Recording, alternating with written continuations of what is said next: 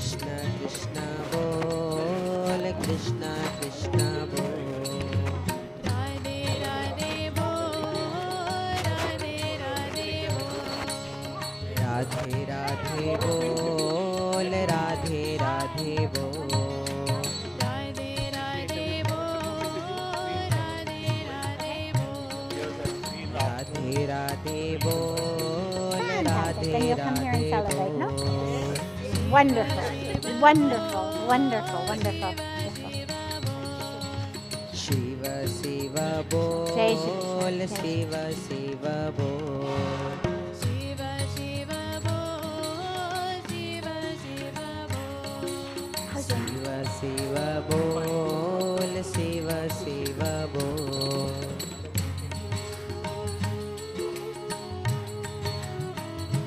How are you? Good.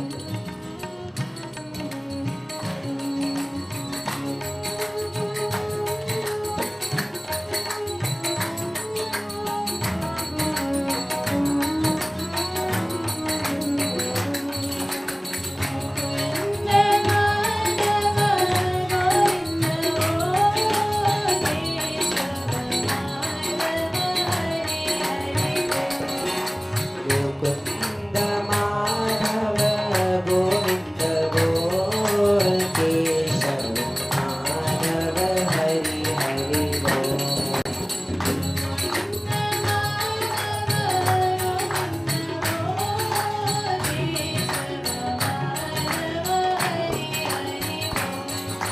Govinda Madhava Govinda Gol, Keshav Madhava Hari Hari Bol.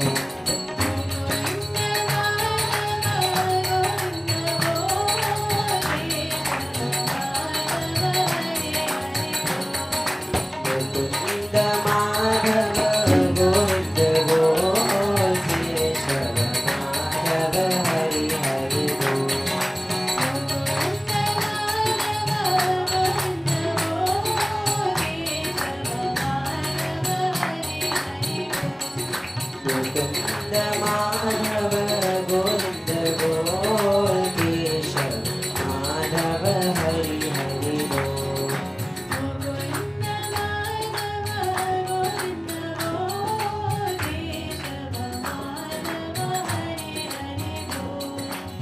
Govinda Madhava Govinda Gol, Keshav Madhava Hari Hari Bol.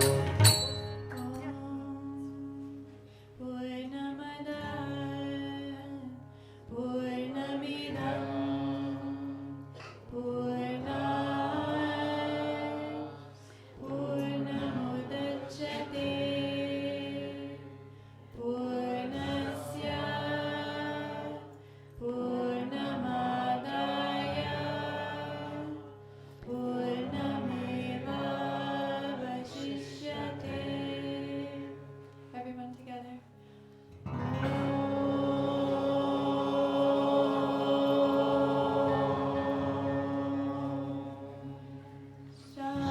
Shanti, Shanti, Shanti.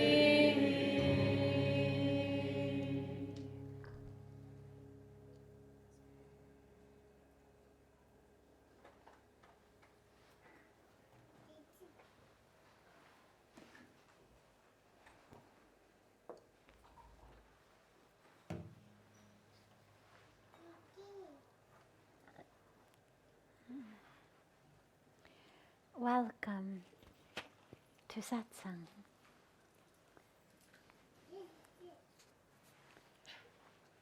We'll begin with one of the questions that's come in advance and then open it up to any question that anyone here may have.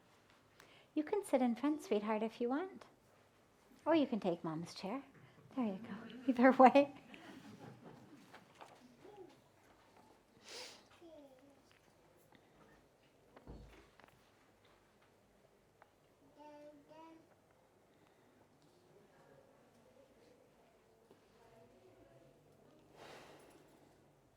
Why do people care so much about what other people think about them?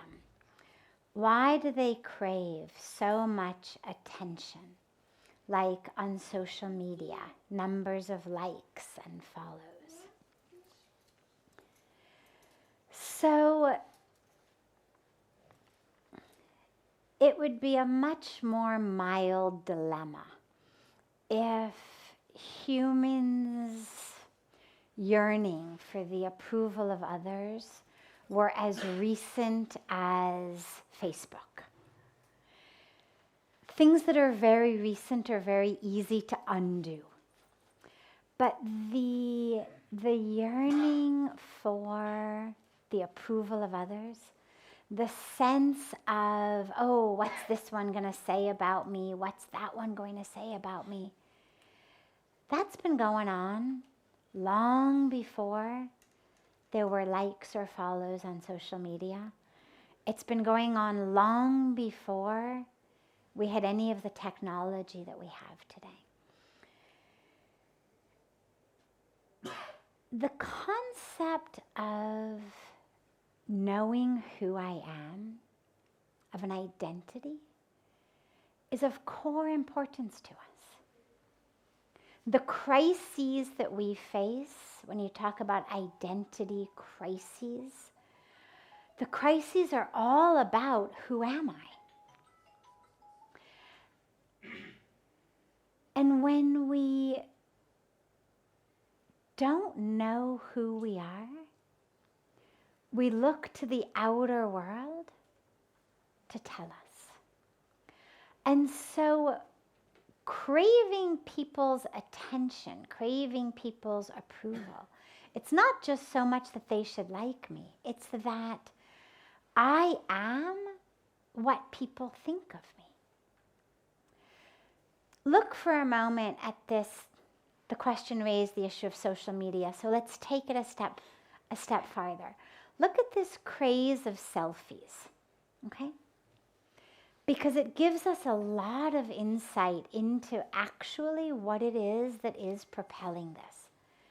Now, long before selfie sticks were invented, you could only get that phone as far away as your arm, which means you can't get it very far away at all. Which means if you look at selfies that are taken without a selfie stick, what is the vast majority of the frame taken up with? Your face, right? Face of the person taking the picture. Now, here I am at the Eiffel Tower. Here I am at the Grand Canyon. Here I am at the Taj Mahal. And what are you seeing in the frame? My face. Here's my face with a little bit of steel behind it. Here's my face with what looks like a little bit of brown dirt behind it. Here's my face with what looks like a little bit of white marble behind it. That's me at the Taj, at the Grand Canyon, at the Eiffel Tower. Pictures of my face. Now, you take it a step further. After we've taken the selfie, it's never enough to just take it. The point of selfies is not to fill up my phone with lots of pictures of myself so that I can just look at them all the time. The point of selfies is, what do we do with selfies? We post them, right? Of course, we post them. We send them to people, we share them. And when we post them, what do we want? Likes, comments, exactly. Now, it's really interesting when you look at the psychology of that, okay? Because what you've got is perhaps the most oddly composed artistic image ever. Because, of course, taking a selfie, as any good photographer knows, you can't actually even get the proper angle, the proper lighting, the proper way. So there's no selfies that are actually beautiful portraits of the self. The face is always at some weird angle. Some part of it always looks way too big. Some other part always looks way too small. The lighting is always off because your hand is right there blocking the light, creating the shadow. So they're not even good artistic images. You can't actually see the Taj or the Eiffel Tower or the Grand Canyon because my face is blocking it.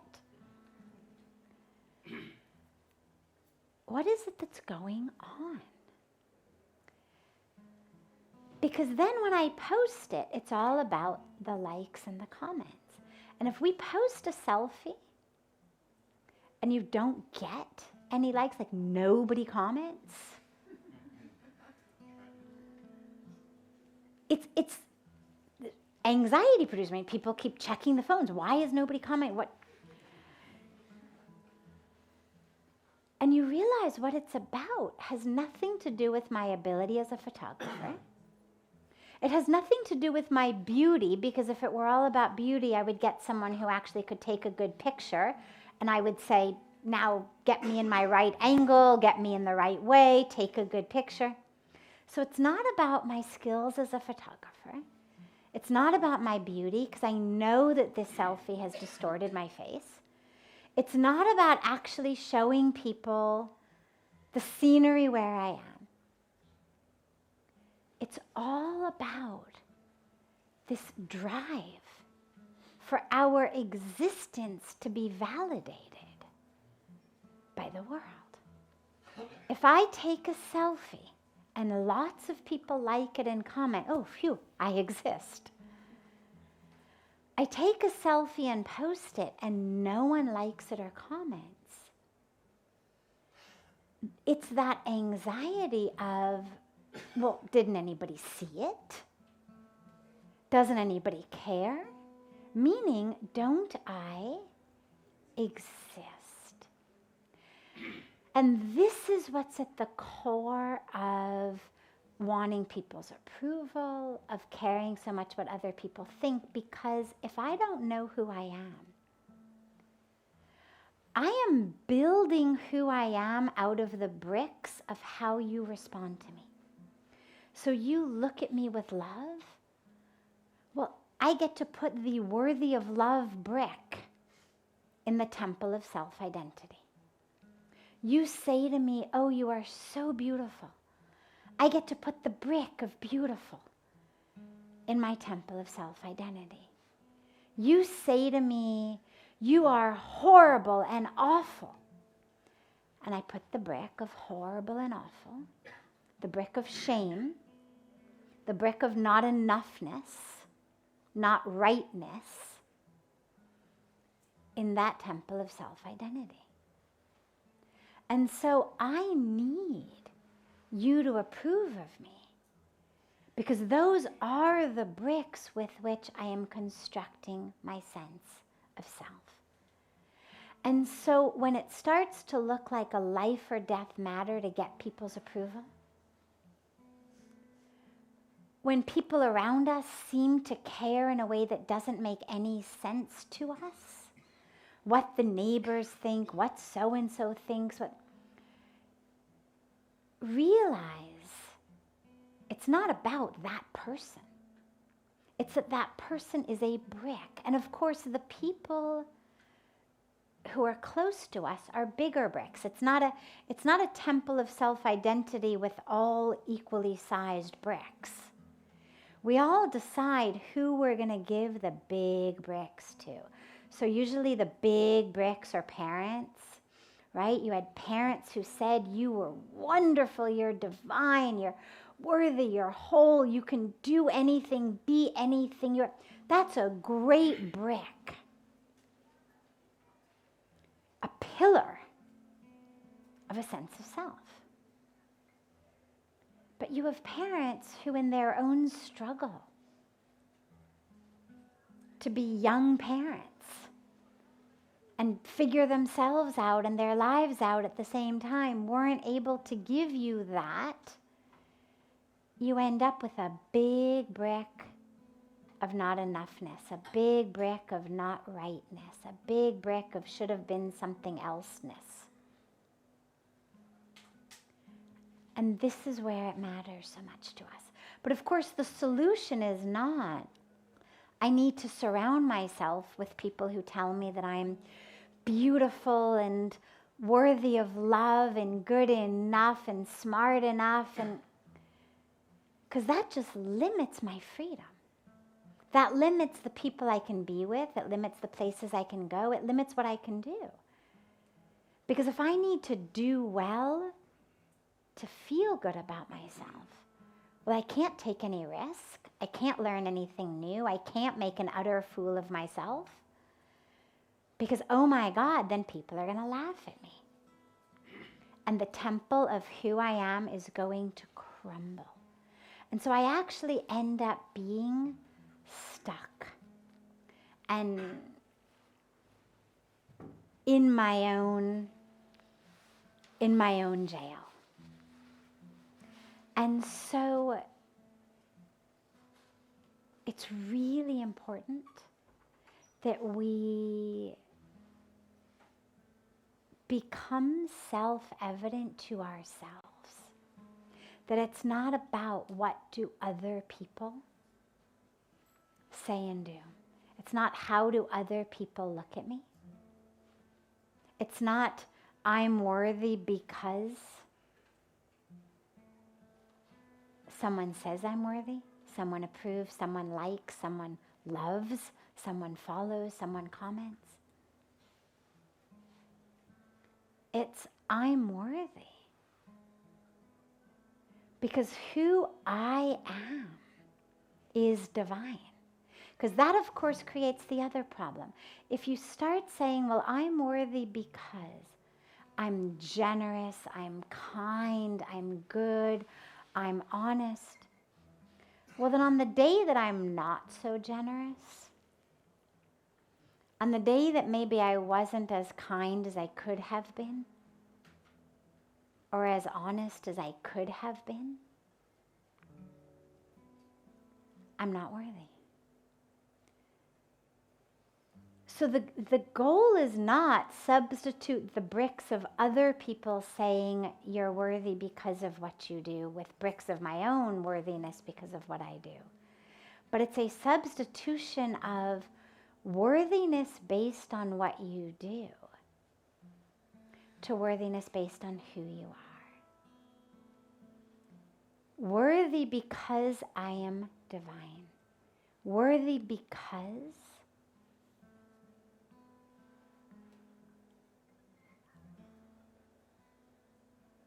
that creator,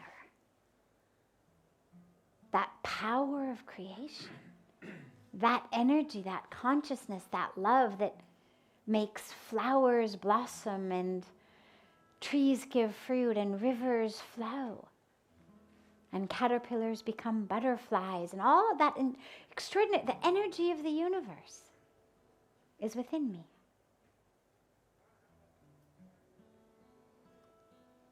I am that. When we chant So Hum or Aham Brahmasmi or any of these beautiful little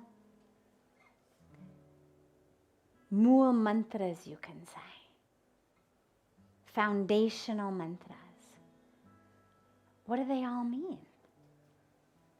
I am God. I am that. Not that all of divinity all over the world has left everywhere else and has coalesced only in this 5'3" being. Not that I've somehow sucked the divinity out of the rest of the world and it's all now here. Not that my awareness of my divinity has made me less aware of others' divinity. Rather, it's the opposite. The awareness of who I am gives me an awareness of who others are. Because if I'm divine, so are they. And so this is where the only solution to constantly needing other people's approval, to that social media anxiety, that stand up in front of the class and do a math problem on the board anxiety, that fear of public speaking anxiety, that all of that afflicts us. The solution to it all is the same. When you know who you are, even if people laugh, even if people criticize, even if people condemn, even if people ignore, the temple of self-identity doesn't crumble because it's not made of those bricks. It's made of bricks of truth.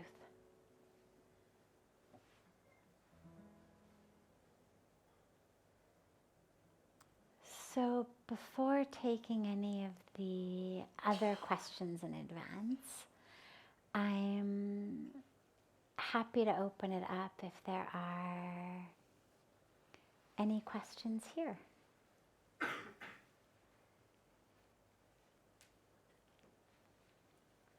Yes. Why do you think stories are so universal? I'm so sorry, why do we think? Yeah, just stories are so universal. Why do I think stories are so universal? The telling of stories. Yeah, storytelling. Two reasons. Telling our own story is something that's universal because we write it as we tell it. The science of memory tells us actually that we don't remember things nearly as well as we think we do. There's all sorts of wonderful scientific evidence about actually how bad our memories are, which matters only in things like eyewitness criminal cases. So you've got somebody who comes on the stand who says, I saw him do it.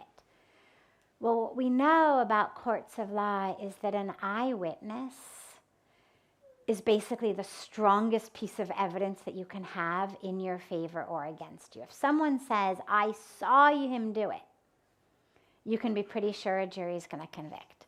If someone says, I saw him somewhere else, like I was with this guy 100 miles away from the crime at the time of the crime, jury's not going to convict. They're going to say, this eyewitness saw him somewhere 100 miles away. So memory matters. But what we now know is our memory, horrendous. We think we remember things, but we actually are creating them as we go along.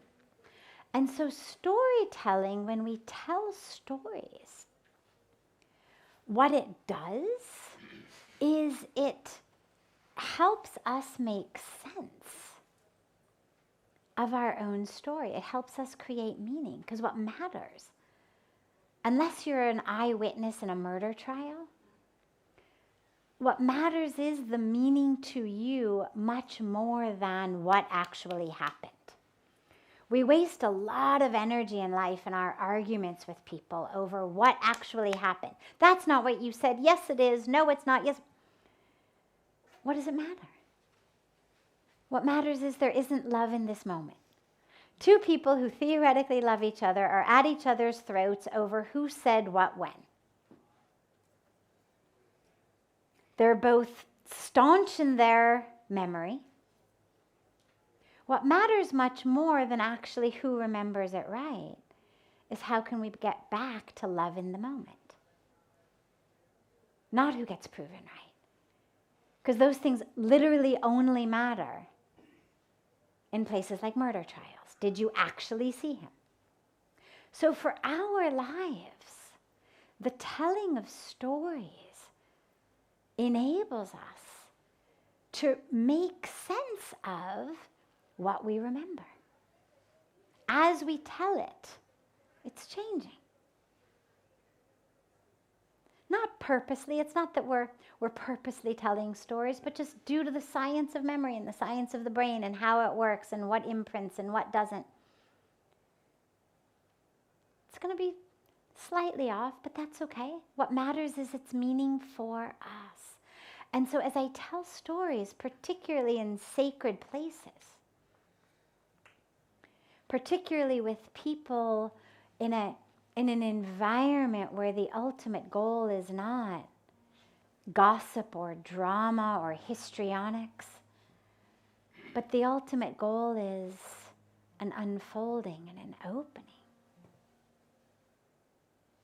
It enables us to tell our story in a way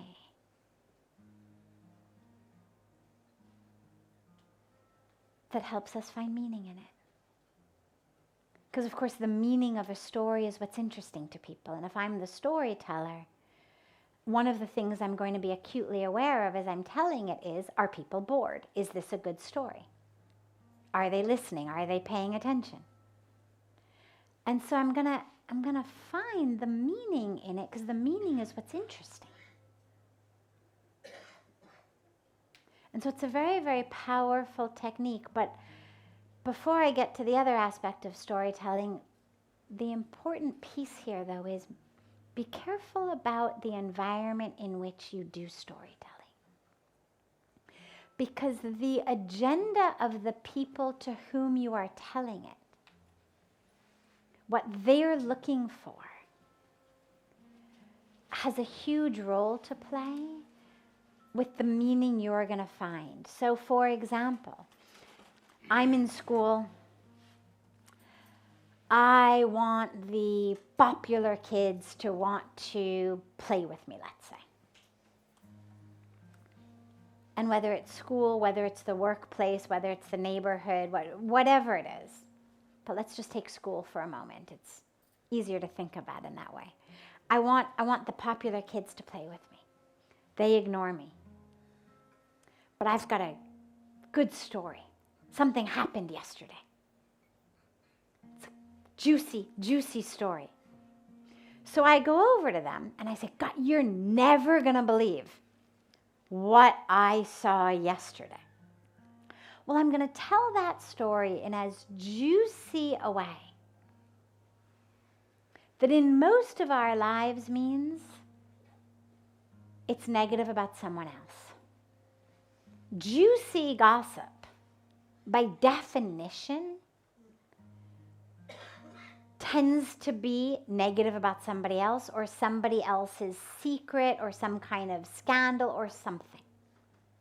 So if the agenda in storytelling is the drama of it, then neither am I being healed or helped, nor are they.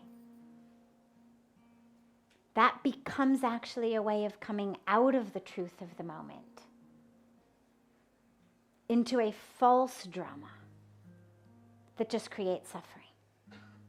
The power of storytelling and the reason that it has survived universally for so long and across religions and races and cultures is when we tell our own story and we tell it in a place where the agenda is healing and growing, I'm able to tell my story in a way that's safe. And I'm therefore able to tell it in a way that helps me to find growth and meaning. I'm not looking to impress you or fascinate you or shock you. I'm looking to share my meaning. And in sharing my meaning, I find my meaning. And the other aspect of storytelling that's so universal is the stories that aren't about us, but aren't gossip, the parables, the types of stories that are in our scriptures that all of our religions have. And we tell those, and those are so universally popular because we remember them. If I want to share a teaching, and I want to share it in a way that I know you're going to remember, I'm going to give you a story. Because we remember stories. And we remember the moral of the stories. And so they're a fantastic teaching tool as well. But the question to ask ourselves is, rather than just theoretically or philosophically wondering about stories, is, what's my story? What's my story? I'm going to give you 2 questions to ask yourself. The first question is, how do I usually tell my story? The second question is, how else could I tell my story? Because most of us move through the world with a particular personal drama. It's our story. And we share it. We share it a lot. They tend to be stories of pain, stories of suffering. And at some point when we're telling them, we tell them to open ourselves with people. But along the way, we end up identifying ourselves so fully with that story that we can't break out of it. And that becomes very, very dangerous. And so the question to ask yourself is, what's my story? In terms of how I usually tell it? And how else could I tell my story? What's the alternative? Because how I tell it is how I live it.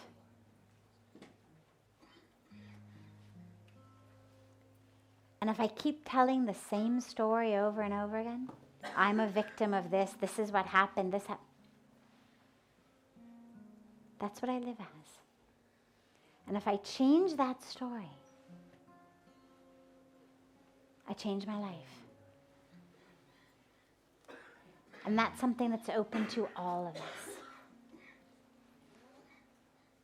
When I shared my story with Pujya Swamiji for the first time, he looked at me and he said, "Are you going to take that to the grave with you?" I was 25. I was like, no, of course not. And it was a good story. Really good story. Interesting. Dramatic. I said, "Are you going to take that to the grave with you?"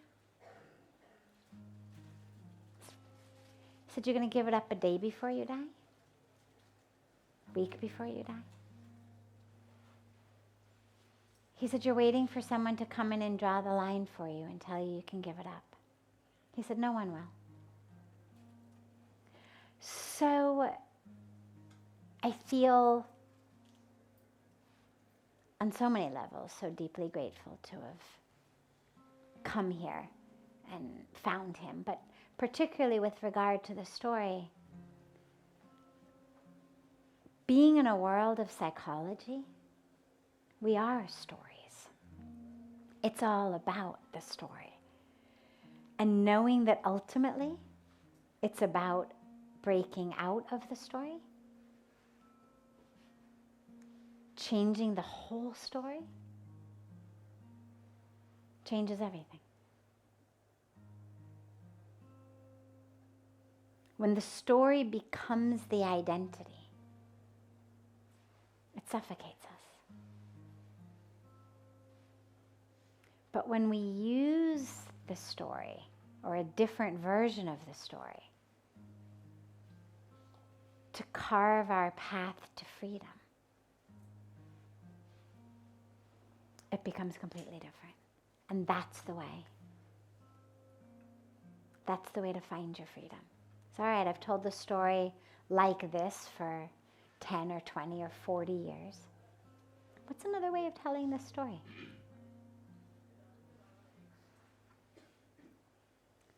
Ask yourselves that tonight.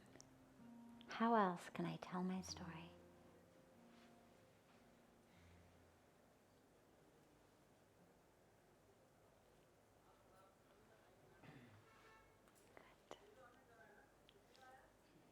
Good. Yes. Last question. Can you please throw some light on the rebirth?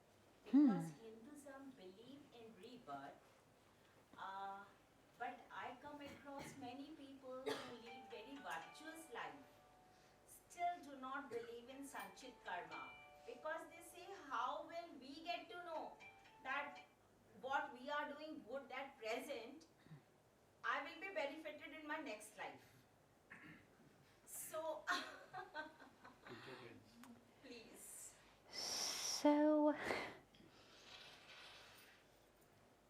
how do we know that the good I'm doing now is going to benefit me later on?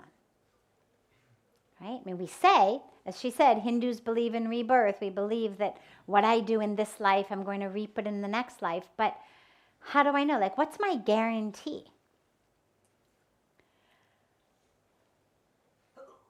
If it's not true, it's the best scam in history. Right? I mean, think about it. If it's not true, but we have convinced billions of people, because if you think about it, as long as our philosophy has gone on, how many people have lived and died and lived and died, but doing good things because they think they're going to get something or benefit in some way, as you say later on. If it turns out it's not true, best scam in history. If we look at it in that way. And this is the dilemma in how we look at it. If I'm doing something good now, because I think I'm going to benefit in my next life, there will always be a doubt, number one. Number two, I will never actually be living in the present. That, to me, is actually a very, I don't want to say weak, but a very disengaged way of living. I'm doing something I don't want to do now, but it's good because in my next birth, I will get a reward for it. Okay? It's like how you raise children. Eat your vegetables, you'll get a cookie. Do your homework, I'll buy you a bike. Now, the dilemma with that is we're not children. And the motivation for what we do needs to be a lot deeper than what I'm going to get in my next life.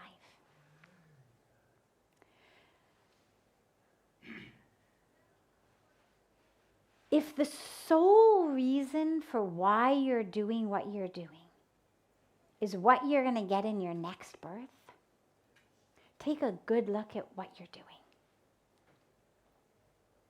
Because what it means is that where you are and what you're doing is not something that on any level is in line with your heart, but that you've convinced yourself, वो तो कोई बात नहीं, अगली जीवन में तो सब ठीक हो जाएगा. पुण्य मिलेगा अगली जीवन में. That's depriving you of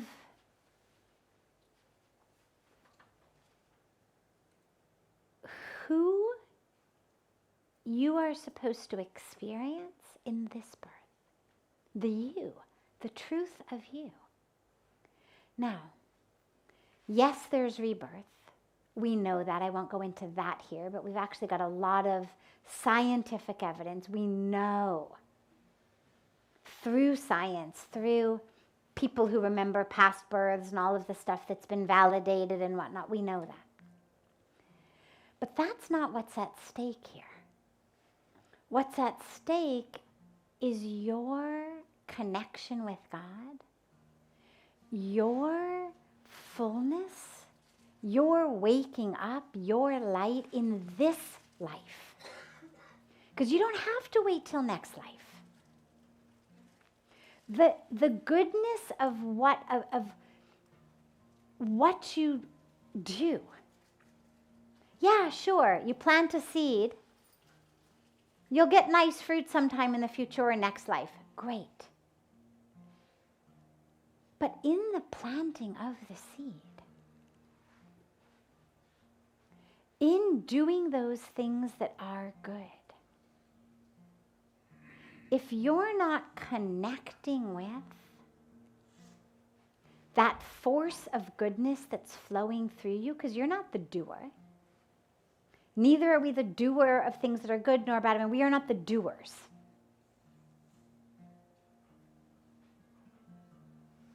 It's grace.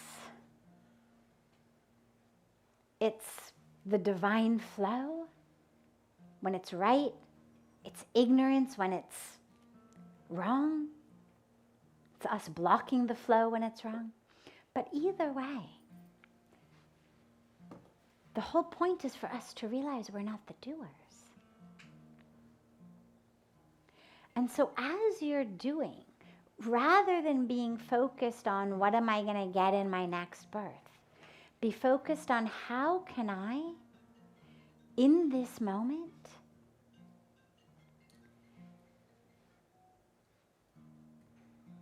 connect with the power of goodness, the flow of the universe. How can I be a tool in the hands of the divine while it's doing? It's not what am I doing.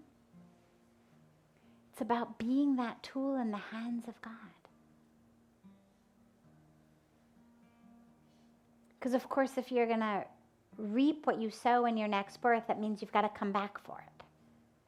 And the other big thing that Hindus really believe is that ultimately the goal is to be free of this whole cycle. So it's not about sticking things in a bank account that you're going to come and be able to take out in the next birth. It's not like squirrels, burying nuts for the winter. The whole point is, in that philosophy, is to actually not have to come back. But the only way to do that, as Lord Krishna explains so beautifully when Arjuna says, well, if I do the bad things, I'm going to have to come back and reap the bad karma. I do the good things, I have to come back and reap the good karma. How do I get out of this cycle at all? And Krishna says, only by fully surrendering to me, by realizing I'm the doer, you're not the doer. And so ask yourself how in this moment, forget next life. Kuch hone wali nahi hai, forget it. But scriptures emphasize a lot. I know that. If you are not getting the fruits of good karma in this birth, then in the next you are bound to get it. So our scriptures only emphasize I know. that. Yes, I know. So here the dilemma arises. So you will get them. You will get them. But my point is, 2 points. Number one, coming back to get them is not the ultimate goal. The ultimate goal is breaking free of the whole cycle so you don't have to come back at all. But while you are doing the karma, when I say forget it, hone wali nahi hai, it doesn't mean ki actually hone wali nahi hai. What it means is from your mind, assume you're not going to get it. From Really salvation. I'm sorry? Salvation is there. Liberation is there. Salvation implies that you need to be saved. The only thing you need to be saved from is the belief that you are not already full and whole. The only thing you need to be saved from is the games of your own mind. But we think about it as liberation rather than salvation. Because the ultimate goal is not you've been whisked up and saved, but you've been freed. You've been freed. That's why we talk about moksha. Freedom. That freedom comes, when I don't have to come back to reap my karma. The only way to do that being I surrender all to God and realize I'm only a tool. But number two, the ultimate freedom comes as I'm doing it, to not be thinking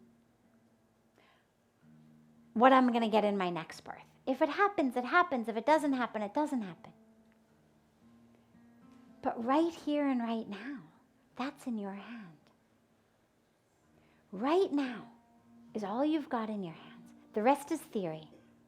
Scriptural theory, philosophy theory, theology theory, whatever theory you want to call it. It's theory. Now, a lot of us believe in the theory. I do. But the only thing you've got in your hands right now is the present. And so why not? Whatever it is that you think next life you're going to get that you didn't get this life, get it right now. It's not about gold and diamond and mansions and this and that. It's about the greatest gift, the greatest boon, the greatest blessing is awakening. And that is something that every one of us, regardless of what's in our karmic bank account, that's something that is available to every one of us in this moment. Then, either way, you are saved. Because if in the next birth you get nothing, well, at least you attained fullness, full enlightenment, awakening, full consciousness, full light, full truth in this birth. So you're not waiting for anything anyway. And if in the next birth you do get something, fine. So be it. So be it. Whatever comes, whatever comes. But this moment, in your mind, think this moment, this is what you've got. And the only thing you've got in your hands is your ability to step into that opportunity to wake up. You can stay asleep, in which life is about rewards and punishments, and good and bad, and success and failure, and wealth and poverty, black and white, likes and dislikes. Or you can wake up from that world and actually experience the fullness of the self. And that's up to you. And you can do it right here, right now. You can do it tomorrow. You can wait till your next birth. Entirely up to you. Thank you. Actually, it was his question. Wonderful. I could never satisfied him. Wonderful. Well, you know what's so perfect about that is you begin by being a tool in his hands, which gets you very nicely prepared to be a tool in God's hands. If you're so ready to be a tool in his hands, then being a tool in God's hands should come very easily. And you see how nicely it turned out for everyone. See, when you selflessly offer yourself as a tool, what you find is not just the one in whose hands you offered yourself benefits, but you benefit, and so many benefit.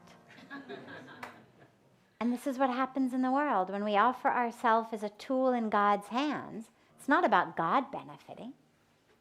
We benefit, and the world benefits.